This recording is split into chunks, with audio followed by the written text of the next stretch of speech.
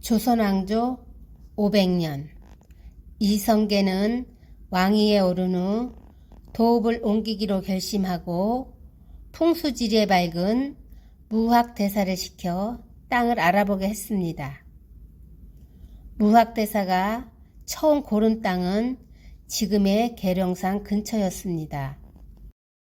계룡산은 터가 좁아서 백성들이 살기 어렵고 토지도 비옥하지 못했습니다. 다음으로 고른 곳이 한양이었습니다. 한양은 산으로 둘러싸인 데다가 서쪽에는 바다가 있고 남쪽으로는 한강이 흐르고 있어 군사적으로 방어에 유리했습니다. 또 나라의 중심에 위치하고 백성들에게 거둔 곡식이며 물자를 나르기에도 좋았습니다. 무학대사는 인왕산 줄기를 뒤로하고 왼쪽으로는 백악산, 오른쪽으로는 남산을 두고 있는 곳, 그곳을 궁궐터로 정했습니다. 백악산과 남산이 자청룡과 우백호가 되어 궁궐을 잘 지켜줄 거라고 믿었기 때문이었습니다. 그런데 이 의견에 이성계의 충신이었던 정도전이 반대를 했습니다. 무학대사의 말대로라면 궁궐의 방향이 동쪽이 되어야 하는데 역사적으로 궁궐은 모두 남쪽이었다며 남쪽을 고집했던 것이지요. 그리하여 지금의 경복궁 자리에 조선의 첫 궁궐이 들어서게 되었습니다. 그 후 한양에는 외적의 침입으로부터 도읍을 보호하기 위해 도성이 세워졌습니다. 조선 왕은 500년의 도읍지가 세워진 겁니다. 숭례문, 지금의 남대문, 흥인지문, 동대문, 돈이문, 서대문, 숙청문, 숙정문, 도성의 사대문으로 큰 출입구 역할을 했습니다. 조선왕조 500년 역대 왕을 1대부터 27대까지 1대 태조, 2성계, 2대 정종, 3대 태종, 4대 세종, 5대 문종, 6대 단종, 7대 세조, 8대 예종, 9대 성종, 10대 연산군, 11대 중종, 12대 인종, 13대 명종, 14대 선조, 15대 광해군, 16대 인조, 17대 효종, 18대 현종, 19대 숙종, 20대 경종, 21대 영조, 22대 정조, 23대 순조, 24대 헌종, 25대 철종, 26대 고종, 27대 순종.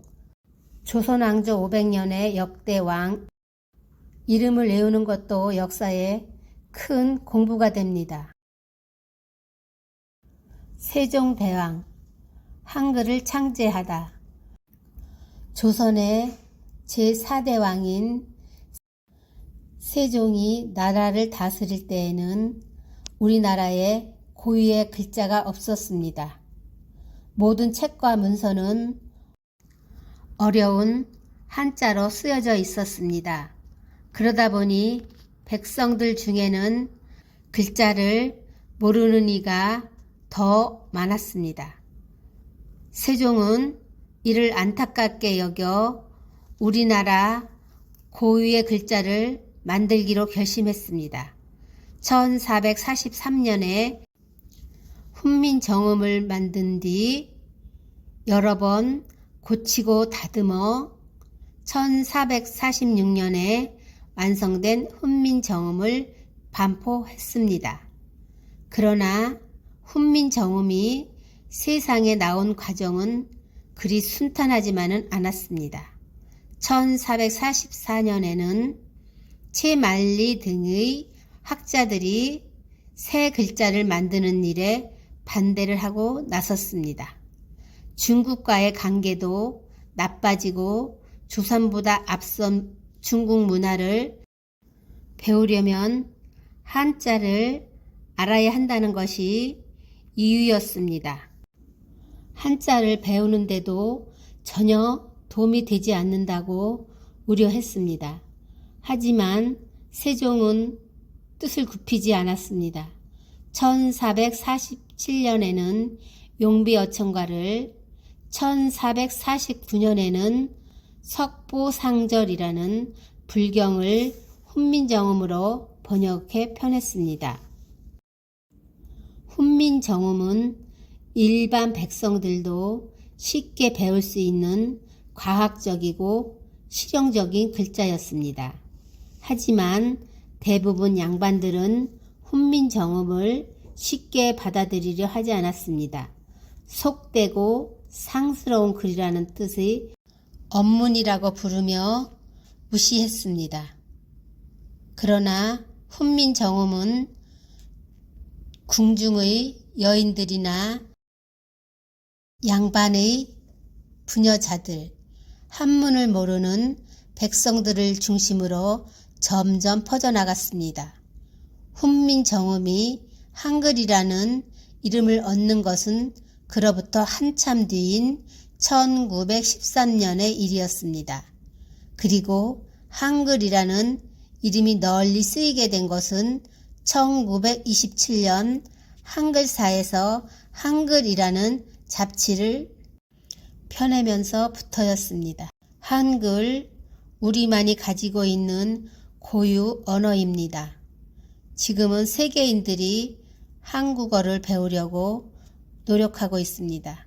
자부심을 가지고 우리나라의 말과 글을 사랑해야겠습니다.